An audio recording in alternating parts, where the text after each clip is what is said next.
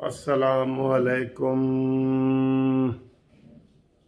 दोस्तों, क्या हाल है? खैरियत है? ठीक है, उम्मीद है आप खैर खैरियत से होंगे, ठीक ठाक होंगे। और अल्लाह ताला आपके ऊपर मेहरबानी करे, रहम करे। आज बड़ा ज़रूरी केस जो है, सैक्ड एम्प्लॉइज़ का केस 3 महीने के बाद, जी हाँ 3 महीने के बाद ये केस लगा है। 17 अगस्त को इसका फैसला आया था, सितंबर, अक्टूबर, नवंबर, ये तो आज वो केस लगा है।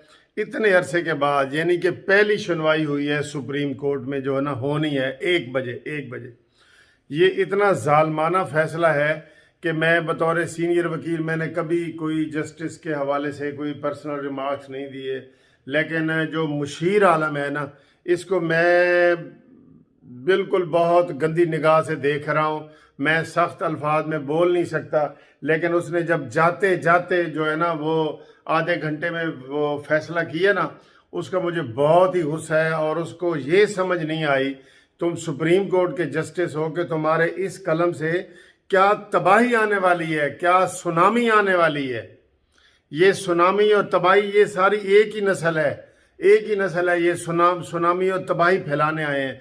आपने ये नहीं सोचा कि भाई मेरे पास ये केस ही नहीं है कि मैं 16,000 बंदों को एक जो 2010 का एक्ट है उसको ख़त्म करके मैं कर रहा हूँ। आपके वो जेहन में ही नहीं आया। अव्वल तो पहले तो बेईमानी आपने उसमें ये की कि 1.5 साल तक उसको रिजर्व रखा। क्यों भाई? 3 महीने से ज़्यादा तो कोई रिजर्व रख ही नहीं सकता। फिर आपने पहले 11 साल पहले ये केस अपने पास वैसे रखा। ठीक है, जाते जाते आपने वो बुरा कर दिया। मेरे एक वो शेर है कि जाते जाते भी बुरा करने वाले, इंसाफ के इफ्तिखार को भी ना छोड़ा तूने, और जब भी जागेगी कौम तुझे मरना होगा, है यही खल्क की आवाज़ तुझे सूली चढ़ना होगा। तूने 16,000 खानदानों को सूली चढ़ा दी है, और तुमने कोई ऐसी बात ही नहीं की, और खुद फैसला लिख दिया है। मुशावरा तो 3 वहाँ थे, तो 3 जज, जो 2 आज भी उस बेंच में बैठे हैं, अमीन।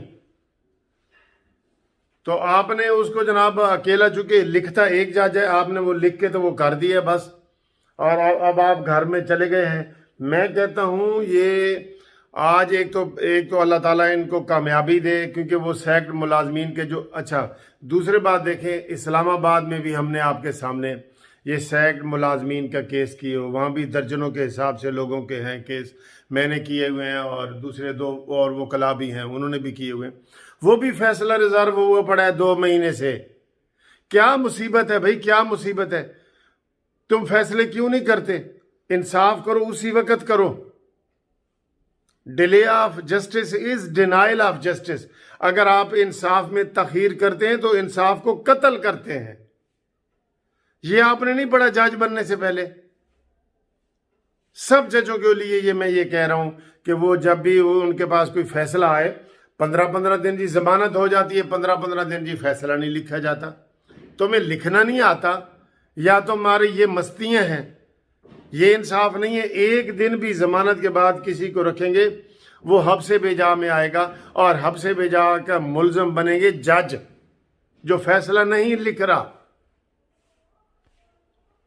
आज हमारी सारी हमदर्दियां जो हैं वो इन मुलाजमीन के साथ है। मैं ये जनाब इस्लामाबाद में जो फैसला रिजर्व पड़ा है ना, इसका भी मुझे बड़ा दुख है। उधर देख रहे हैं जस्टिस साहब के जी सुप्रीम कोर्ट क्या फैसला करती है। भाई तुम अलहदा इंडिपेंडेंट जज हो, तुम अपना फैसला करो। अगर समझते हो कि इसमें बहुत ज्यादती हुई है तो आप उनको बहाल करो, और ये कह दो कि जनाब सुप्रीम कोर्ट जब तक फैसला नहीं करती मैं इनको बहाल करता हूँ। ये इस्लामाबाद हाई कोर्ट की बात मैं कर रहा हूँ। वो दर बदर की ठोकरें खा रहे हैं, लोग बेचारे मर रहे हैं, खुदकुशियां कर रहे हैं। आपको कोई एहसास नहीं। ये अदालतें, ये बिल्डिंगें, ये पाकिस्तान किस लिए बना है? इंसानों के लिए बना है जो इसमें बसते हैं। वो कहते हैं जी कि कोई बंदा एक बिल्डिंग में फंस जाए और वो 1 अरब रुपए की बिल्डिंग हो ना, उस बिल्डिंग को गिरा दो, लेकिन इंसान को और इंसानियत को बचा लो। ये हमारा है कि एक इंसान को बचाना पूरी इंसानियत को बचाने के बराबर है, और एक इंसान को कत्ल करना पूरी इंसानियत को कत्ल करने के बराबर है। जस्टिस मुशीर आलम, आपने ये जुल्म की इंतहा कर दी थी कि आपने 16,000 खानदानों को, यानी लाखों बंदों को और एक कलम के एक नोक से तुमने उनको बेरोजगार कर दिया और तुम चले गए। किधर हो उसका पता किया जाए जी। उसकी सारी पेंशन जो है इन गरीबों में तकसीम की जाए, हर महीने उसकी पेंशन गरीबों में तकसीम की जाए। वो पेंशन का हकदार नहीं है।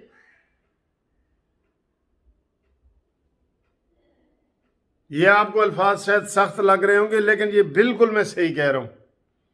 ये सैक्ड मुलाजमीन जो हैं वो उनका क्या कसूर है यार।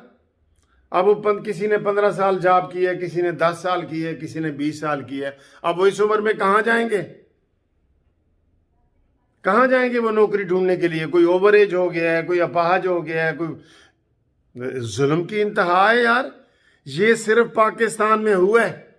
उसको आज बुलाया जाए मुशीर आलम को अदालत में और कहा जाए कि ये तुमने फैसला कैसे किया है भाई। ये कहना गलत नहीं है।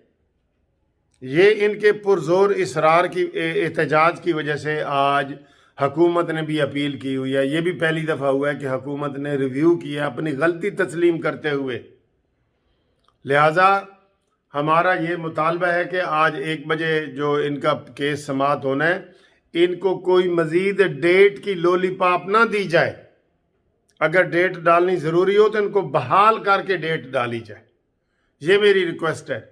वहाँ पे सब लोग पेश हो रहे हैं तो हमारी यही रिक्वेस्ट है कि जनाब इनको बहाल करके अगर ज़रूरी हो तो डेट उसमें डालनी हो ना, डेट डालनी हो। क्योंकि माशाल्लाह जो इंसाफ वहाँ कत्ले आम हो रहा है ना डिले की सूरत में, वो सुप्रीम कोर्ट में भी जारी है, हाई कोर्टों में भी जारी है, हर जगह जारी है।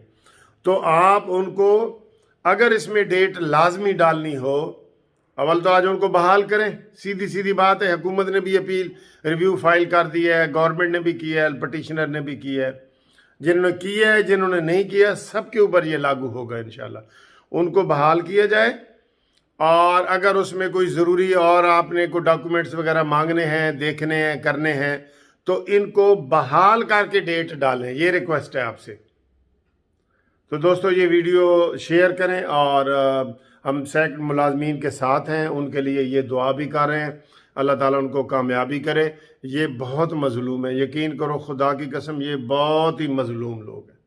इधर मैं इनके लाहौर के जलसों में, इस्लामाबाद की अदालतों में इनके साथ पेश होता रहा हूँ।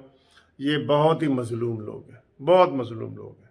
और इंशाअल्लाह ताला आज इनकी आह जो है और पुरअमन एहतजाज इस वक्त इस्लामाबाद में हो रहा है। आराम से बैठे हैं, डिसिप्लिन के साथ बैठे हैं, कोई सड़क इन्होंने नहीं ब्लॉक की। उनको जो है ना आज ये रिलीफ मिलना चाहिए और ये मिलेगा, क्योंकि कल सिंध में भी रिटायर्ड मुलाजमीन का हक में फ़ैसला आ गया है ग्रुप लाइफ इंश्योरेंस का। सिंध के जो मुलाजमीन हैं सिंध के, वो मुझे बहुत टेलीफोन कर रहे हैं। टेलीफोन करने की ज़रूरत नहीं है, अपने डिपार्टमेंट में जाएं। सिंध के जो मुलाजमीन हैं, सूबाई मुलाजमीन, फेडरल नहीं, फेडरल वालों को केस करना पड़ेगा, वो रब्ता करें। लेकिन जो सिंध के हैं वो जाके अपने डिपार्टमेंट में दरख्वास्त दें, उनको इंशाल्लाह ताला वहाँ से ग्रुप इंश्योरेंस मिलेगा। अब 3 सूबों में मिलना शुरू हो गया है, तो ये सैक्ड मुलाजमीन का भी इसी में इंशाल्लाह बरकत पड़ेगी और आज इनको भी रिलीफ मिलेगा। कल जो सिंध गवर्नमेंट में सलाउद्दीन जस्टिस साहब ने वहाँ पे इंसाफ दिया है ना, वो बहुत बड़ी बात है। उन्होंने कहा है कि तमाम रिटायर्ड मुलाजमीन जो सिंध सूबाई सिंध के हैं, उनको फौरी तौर पे ग्रुप इंश्योरेंस की रकम जो है वो अदा कर दी जाए। और ये रकम देनी है स्टेट लाइफ इंश्योरेंस वालों ने। ये इनकी गुंडा कर दी है। इनके पास जो है ना करोड़ों अरबों खरबों पड़े हैं। सिर्फ जो मरता है उसको थोड़ा सा पैसा दे देते हैं सर्विस के दौरान, बाकियों को नहीं देते। तो जो फेडरल के जो मुलाजमीन केस करना चाहते हैं वो मेरे साथ रब्ता कायम करें।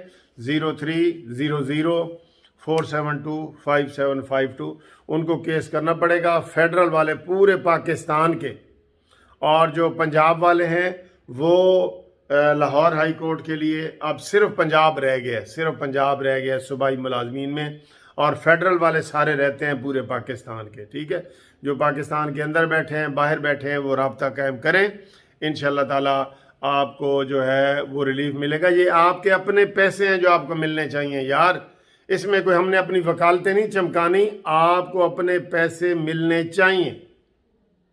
ठीक है जी, आप रब्ता करें। और कोई कागज़ भेजने से पहले Munsif Awan advocate supreme court, Munsif building, 1 Turner road, Lahore high court Lahore, इसके ऊपर भेजना है, लेकिन पहले टेलीफोन ज़रूर करना है। ठीक है जी, ओके, खुदा हाफिज़।